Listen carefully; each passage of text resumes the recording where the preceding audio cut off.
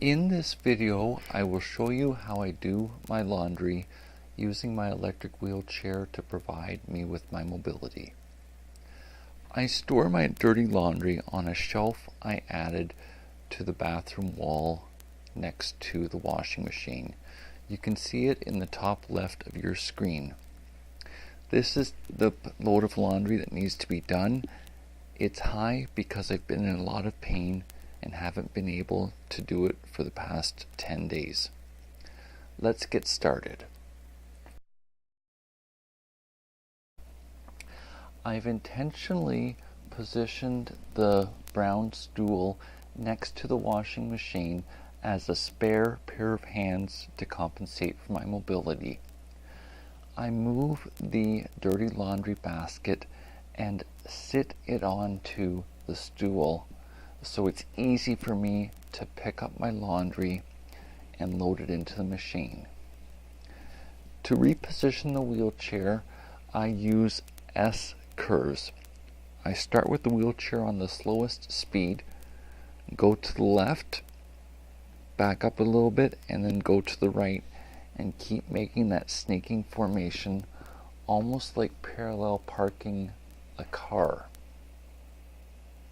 This washing machine is energy efficient. It uses less water and less electricity than an older machine. Both of these utility bills went down when I started using this machine. It was certainly worth the effort that I went through to get the funding and get this installed. It takes extra time to position the wheelchair so I'm not going to hurt the walls. So you need to have some patience that a person who isn't physically handicapped would struggle with when loading the machine. This particular load is the extreme amount that the machine is able to handle. I am going to do it all in one load and choose the heavy duty setting. So essentially, when I'm loading the machine, I put in one piece of clothing at a time and keep going back and forth between the basket and the washing machine. I know things like sheets and sometimes blankets tend to twist into each other when they're being washed and during the spin cycle. I'm intentionally starting off to make sure that the parts aren't twisted together but are kind of in their own little ball or their own little package. When this machine turns on, it will weigh out how much the laundry is weighing to determine how much water is needed for the weight of laundry. That's part of the strategy in lowering the water bill. So for me, putting a big load of laundry in isn't a concern. My machine is equipped to handle it. As I put these last pieces of laundry in, I want to ask you to think about, would you do your laundry in one load or two? I'm doing it in one because of my handicap, and that if I'm going to put stress on my body, I want to do it all at one time. After the machine is loaded, the basket goes back. I have to move the wheelchair back and then get the stool, out of the way, and anything that fell on the floor picked up. It would be very helpful if you had a reacher to pick up things off the floor. The final step of this is adding the towels from the bathroom into the machine. That yellow one you just saw is what I take to the swimming pool for my water-based physiotherapy. Since I was doing my laundry, I thought it'd be a good idea to get it as well as my bathing suit washed. So they're going in, and The machine is full as full can be, but everything does fit in quite nicely. So again, small adjustments and low speed is what's needed to not dent the machine. With a front-loaded machine, you have to pause it and wait for the water to drain and the door to unlock if you miss adding something in. Now it's time to get the laundry detergent loaded. This is an energy efficient machine. You must use energy efficient laundry detergent for this type of machine, or basically scum or film builds up on the inside of the machine and will literally destroy your washing machine. High efficiency laundry detergent is readily available. Even normal machines can take it. I'm using more than normal, but that's because of the size of the load of laundry. Here I'm showing you the symbol to look for energy efficient. It's in the top left of where my finger now is. Store your laundry detergent where you don't have to bend.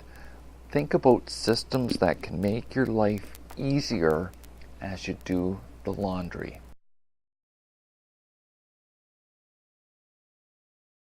The next step is to go ahead and start the machine. So I'm going to begin by powering on the machine, and then I'm choosing the cycle. For this one it's heavy duty, but you also have other options, normal and delicate. Then to start the cycle, you push and hold the play start button on this machine. When the light stops flashing, it's going. For a front-loading washing machine, you have a visual indication if the door is locked. You have 1 second to check it, and then it goes on, and it's now locked basically until the load stops. For heavy duty, normal, and delicate, this machine presets the water temperature. For the other side, rinse and spin and drain and spin, you can select what you want. The machine is going, and it's time to leave it do its thing.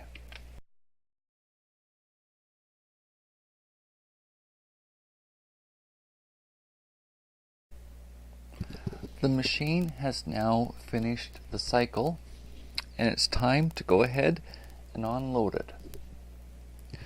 The basket nicely fits on the floor below the door level. So I'm just sort of pulling out the laundry. If you had a reacher and it was durable, it would certainly help you with this step. If you do have a little bit of bending and moving, that will also make this work. It kind of comes out as a bundle. So you just need to try to contain it within the basket and not having the clean laundry falling onto the floor. It's a little bit of a tug of war, but patience is a virtue and certainly works in this situation.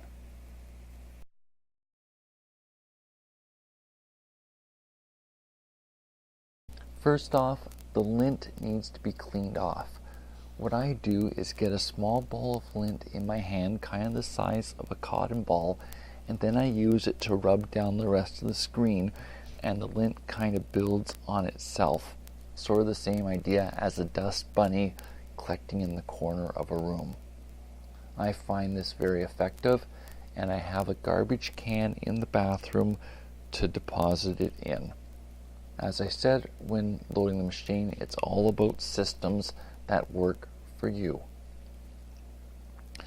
Now, I've got the laundry basket sitting on the floor right now because it's too heavy and I don't want to tip the clean clothes out.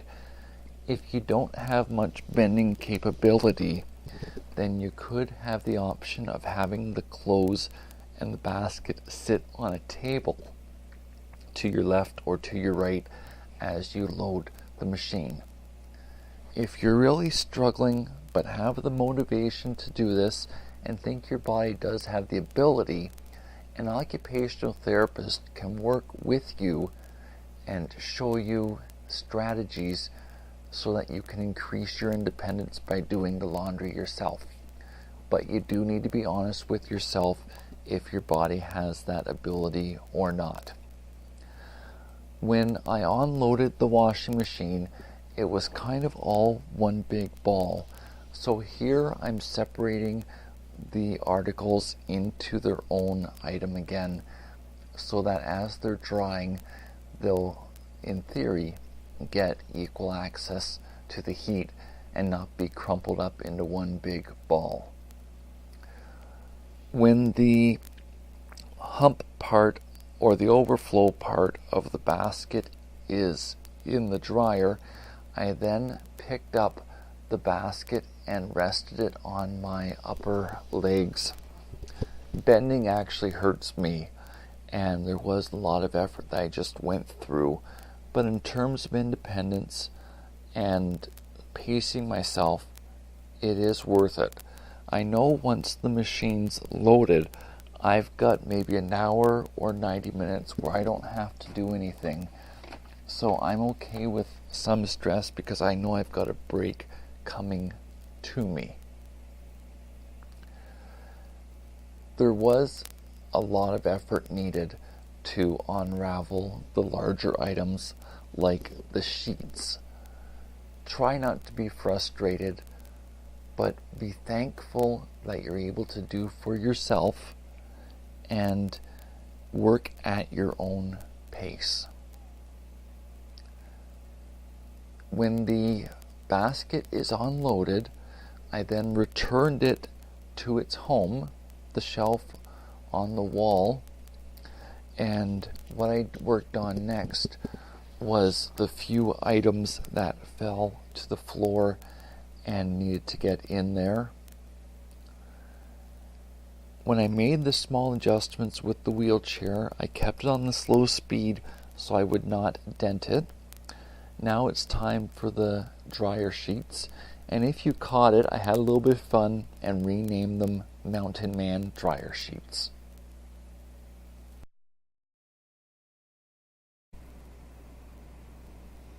Now it's time to start the dryer. I'm choosing heavy duty, and that's the first cycle, so it's only a matter of turning on the machine and pressing the play button. Check what settings your dryer has, get to know it, and you'll figure out what's needed for each load of laundry as you do it. A front load dryer needs the door to be left open after each cycle to dry out and prevent mold from growing. Now that the dryer has finished, it's time to unload it and think about folding it. I have the basket sitting on a table so it can effectively just fall out. There's more than one way to do this. You'll need to think about what works for you with your body, with your physical limits, the shape of your wheelchair, and I'm sure you'll come up with a solution that works well to be able to reach in, pick up the clothes, and get the basket loaded so you can transport the laundry for folding.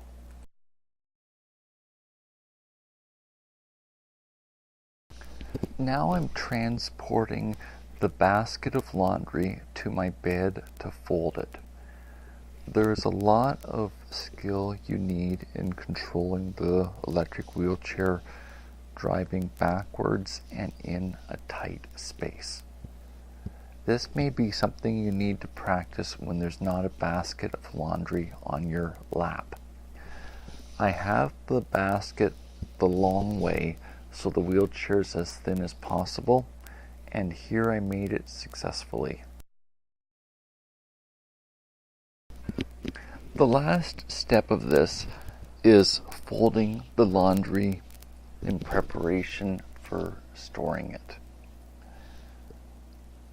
I just want you to spend some time watching how I do it. I'm not by any means claiming that I'm right or that this is an exclusive way to do it. What I want you to see is how I'm using the bed as a spare set of hands, and how I sometimes need to start over again when an item doesn't fold nice and neat. You can obviously see that there are some things that really would benefit from being ironed. I'm not up for it tonight. I'm too weak.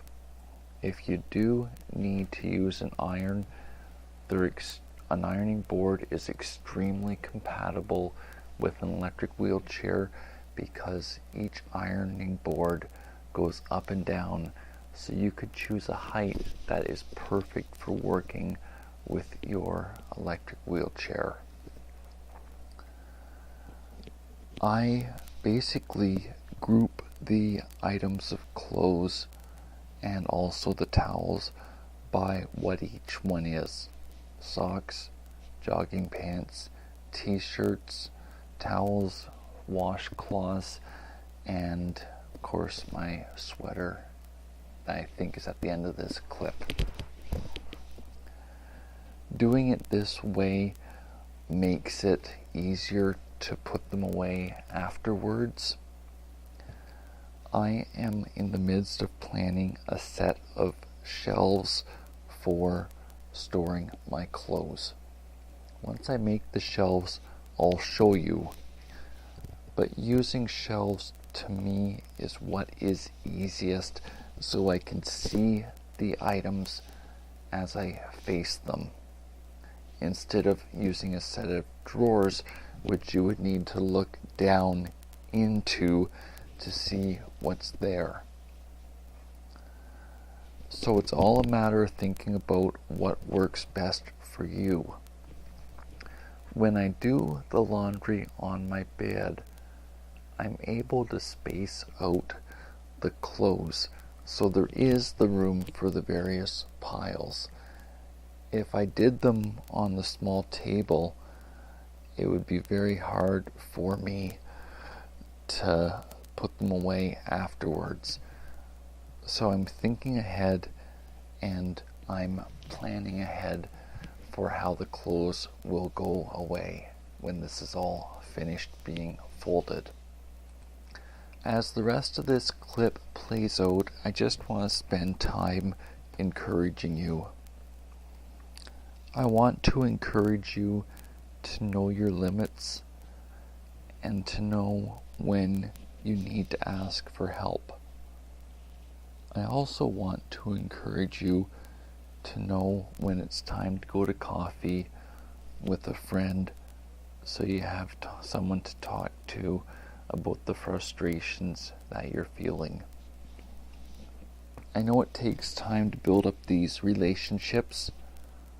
Perhaps online groups may be a starting point, but I have found that God's put people in my life that I can talk openly and honestly to about how I'm feeling and the various challenges that I face as I face them. I'm ultimately planning on building what's known as a tiny home on wheels. It'll be very modest. I'm thinking of using a 3-axle trailer as the foundation, since I'll need a lot of space for the electric wheelchair to navigate and also be able to get outside. So I guess what I'm saying is to think through your circumstances. Do lots of planning in advance. Planning in advance saves headache and saves chaos. Where I'm living right now, it would take about 5 years on a waiting list to get into an apartment provided by the county's housing unit. that is wheelchair accessible. A tiny home on wheels costs around $25,000 worth of building materials, and then of course a lot or somewhere to set it up. I think it's doable, and certainly if there was someone in your life that had the money or could get a loan, maybe you could pay rent to them or work with some type of an arrangement. You'll have to see what you have access to. Personally, when my disability happened, I already owned a home, so I'm able to pursue this dream using the equity in my home. I do think that if you're sincere and if you'll persevere, there will be a way for you to achieve whatever your dreams are. I've also seen people finishing off the inside of high-end Walmart garden sheds and living in them. It's easier for me as a single man to maintain a small environment and be able to put the time and energy into my disability than making my life a marathon and having a huge house that frankly costs a lot of money just to operate, and not to mention using up my precious time and energy for my body. I wanted to share these things with you for you to have a good think through and what you can do for yourself. Certainly having a roommate helps, but there is a level of trust that needs to happen so your home isn't full of tension. I'm sure you can work out a creative solution for your situation as you think about it, pray about it, and wait to see what materializes and what options come up. I'm going to leave you now as the last minutes of this video play through. I most sincerely want to thank you for spending this time with me today. I really do enjoy making these videos. If you have any topics you want me to cover, I am willing to put myself out there and talk about these things, and I don't mind being mature about it. This is real life we're talking about, and I am passionate about accessibility and the needs of those who are physically disabled. Thank you so much for the time that we've spent together today. I hope this has helped you. Bye for now.